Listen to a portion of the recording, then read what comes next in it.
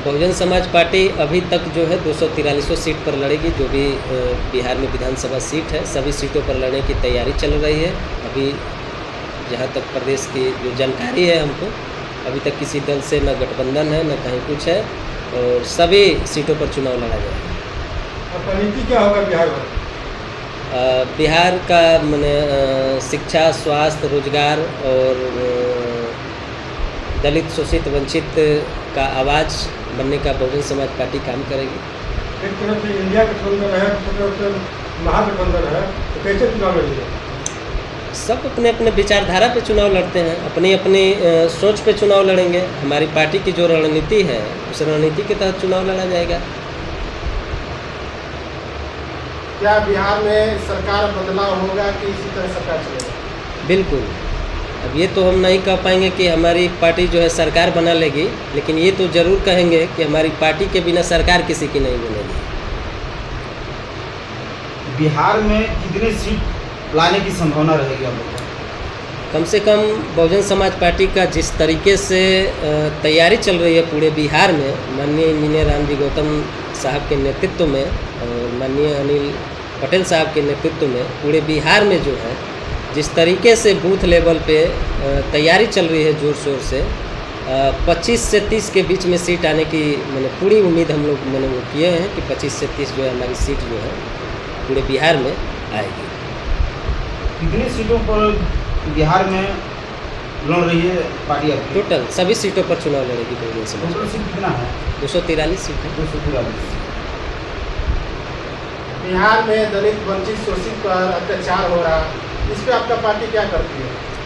हर जगह, चाहे वह दलित हो, चाहे किसी भी समाज पे हो, किसी भी समाज के हो, अगर उन पर अत्याचार हो रहा है, ऐसा नहीं है कि केवल दलित व्यक्ति पर ही हमारी पार्टी एक्शन लेती है।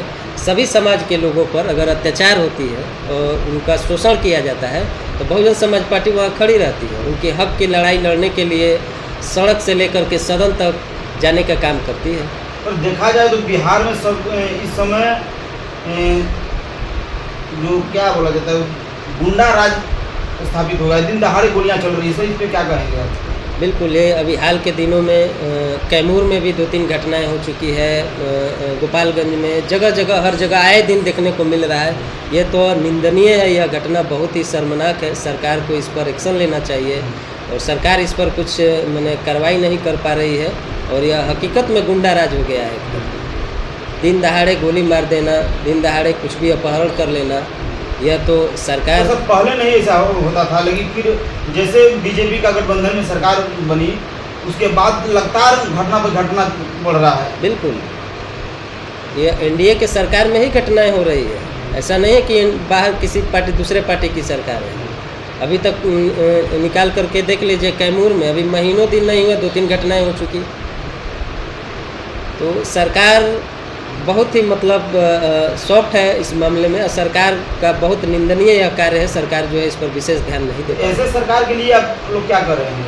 अब ऐसे सरकार के लिए जनता करेगी, जनता देख रही है। क्या पहल कर रहे हैं आप लोग? हम लोग तो मैंने आवाज़ उठा रहे हैं। हम लोग सड़क से लेकर के हर जगह आवाज़, धरना प्रदर्शन, अभी पटना में, फिर मुजफ्फरपुर में, फिर आपको औरंगाबाद में, हर जगह पार्टी जो है अपना तैयारी कर रही है। हर जगह पार्टी जो है अपना वहाँ बहुत कुछ लोग हैं कि पार्टी पे आपके आरोप लगाते हैं कि ये पैसे पर टिकट देती है, तो ऐसा कहीं नहीं है। बहुजन समाज पार्टी कहीं पैसा पर टिकट नहीं देती है।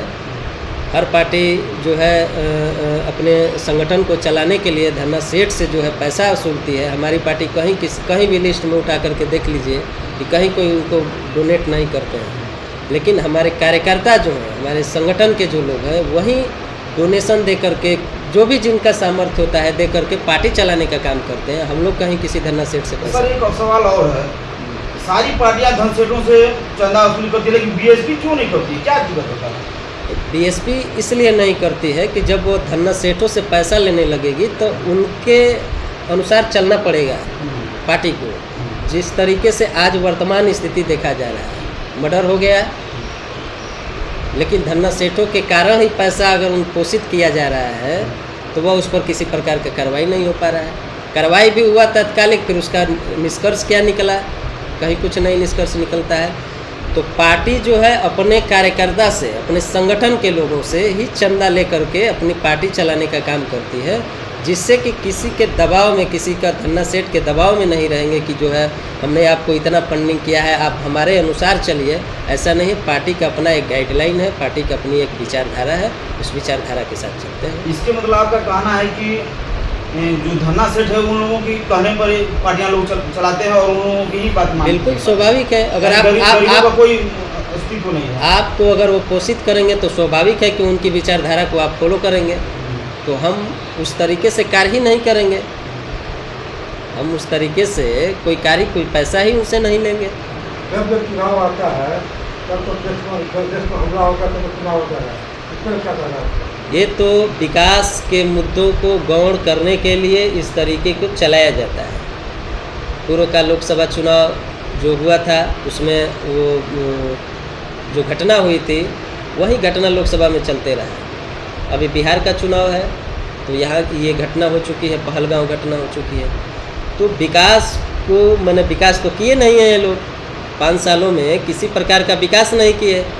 तो उस विकास नहीं करने के कारण वह जनता के बीच में जा नहीं पाते हैं। तो वह इसी सब मुद्दों को ला करके केंद्र में हो चाहे राज्य में हो, विकास के मुद्दों को रोक देते हैं। गाँव लोग सिंधी बांट रहे हैं। क्या गाँव लोग सिंधी बांट रहे हैं, तो देश के शहर तो ये तो आप मैंने क्या बोलते हैं, कॉमेडी मीडिया के माध्यम से भी देखे हैं कि ये तो हर जगह मैंने शर्मनाक है। सिंदूर बांटना, हर महिला का सिंदूर का एक अपना एक महत्व होता है, और वह जो है उनके पति जो है वह सिंदूर जो है ला करके देते हैं। ऐसा नहीं है कि जो है आम पब्लिक और बीजेपी जो है इस तरीके से सिंदूर बांटने का काम करेगी, और यह बहुत ही गलत माना है। जब चुनाव आता है तब गरीबों का बात किया जा रहा है, फिर गरीब वहीं का वहीं रह जाता है, इस पर क्या कहना है? तो ये तो हकीकत में है कि गरीबों की बात उसी समय की जाती है जब ज़रूरत होता है।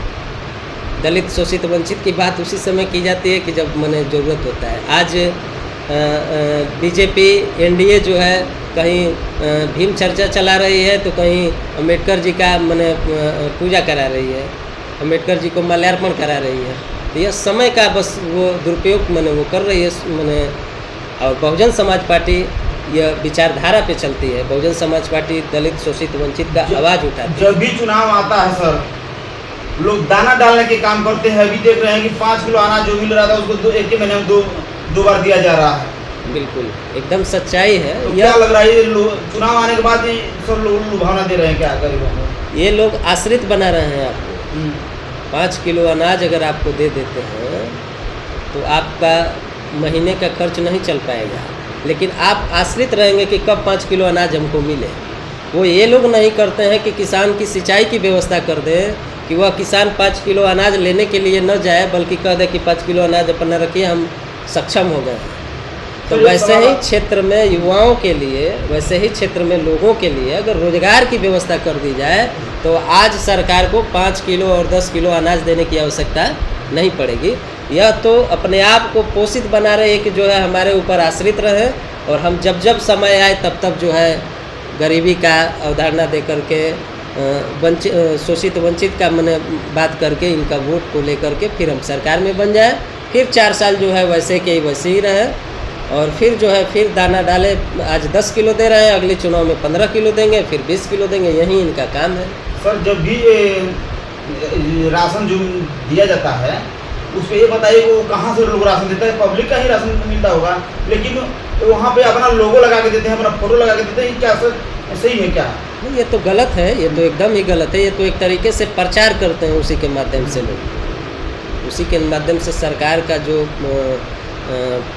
संसाधन है उसका दुरुपयोग करते हैं। क्या लग रहा है ये लोग अपना ये मतलब फोटो इसलिए लगा रहे हैं कि हम अपना हमारी तरफ से मिल रहा है? क्या नहीं, वही लगा रहे हैं, इसलिए लगा रहे हैं कि जो है सरकार में है और जो है हम अपने तरफ से व्यवस्था करके दे रहे हैं। इससे के लिए धन्यवाद सर। पूछिएगा लोग।